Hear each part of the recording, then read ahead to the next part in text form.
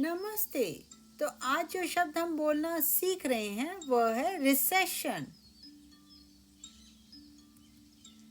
इस शब्द का हिंदी में अर्थ और महत्व भी हम सीखेंगे। तो आइए शुरू करते हैं।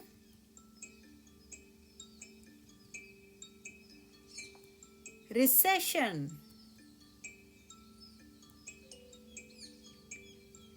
Recession,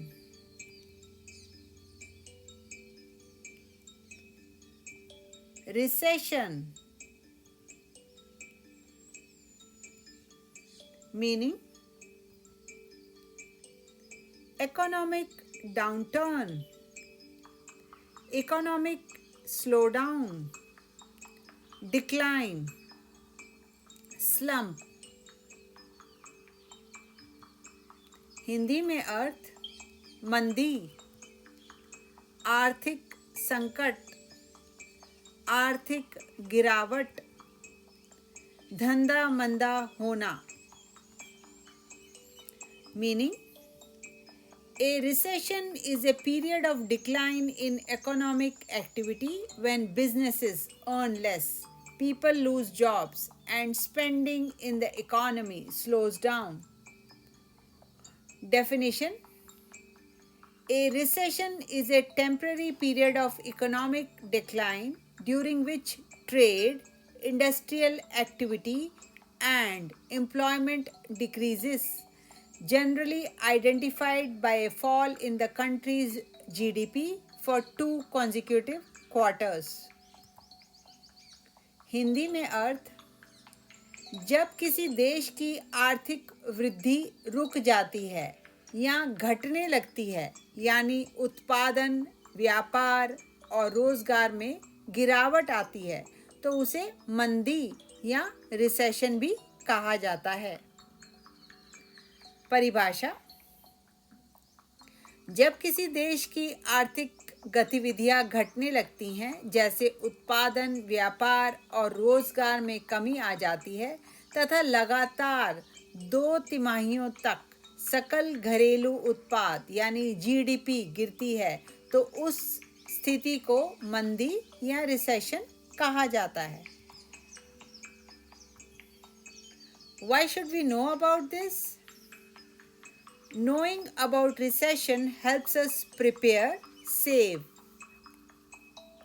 and stay aware of changes in the economy that can impact our lives.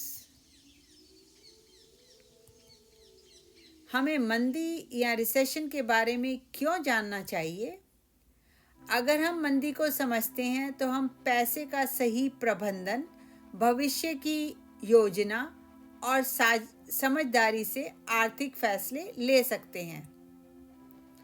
मंदी की जानकारी हमें आर्थिक बदलावों के लिए तैयार रहने और सुरक्षित निर्णय लेने में मदद करती है। Why recession comes? A recession happens when a country's economy slows down for a long time. This can be caused by several reasons, such as less spending, when people and businesses spend less money. High inflation, prices of goods and services rise too much, reducing buying power.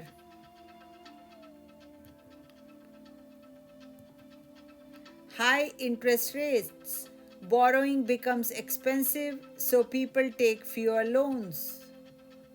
Business losses, companies make less profit or shut down.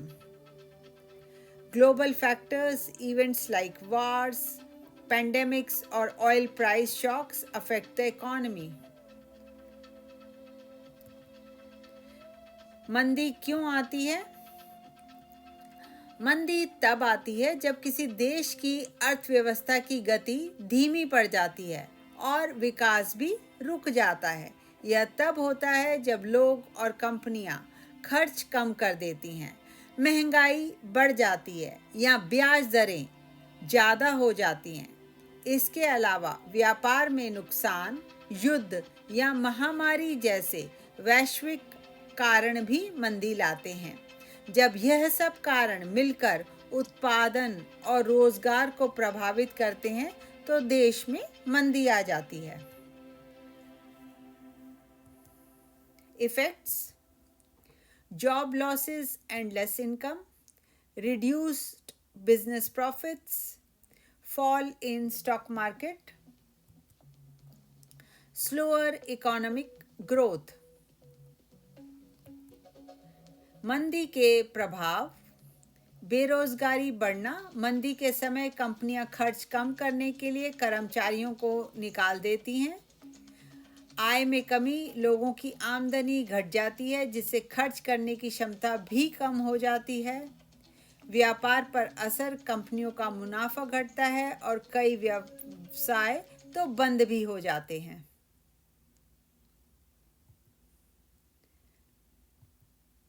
Share बाजार गिरना, निवेशक पैसे निकाल लेते हैं जिससे share market नीचे चला जाता है। आर्थिक विकास रुकना, देश की जीडीपी और उत्पादन की गति धीमी पड़ जाती है। Example: The 2008 global financial crisis was a major recession that affected the whole world.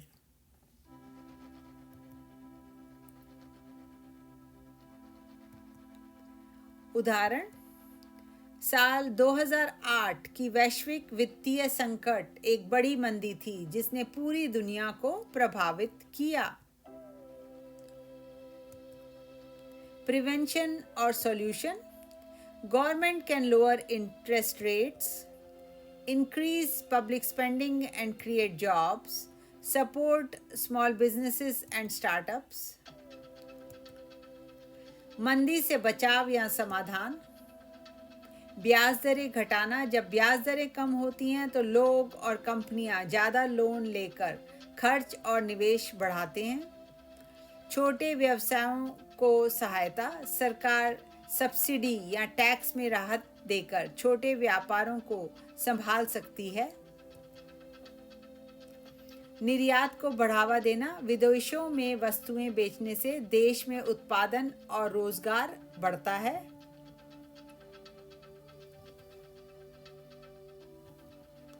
सरकारी निवेश बढ़ाना: सरकार स्कूलों, सड़कों और अस्पतालों जैसे प्रोजेक्ट्स में निवेश करके रोजगार बढ़ा सकती है। लोगों को जागरूक बनाना: मंदी के समय समझदारी से खर्च और बचत करना जरूरी होता है।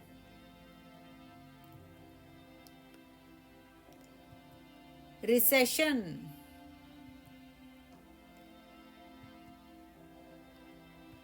रिसेशन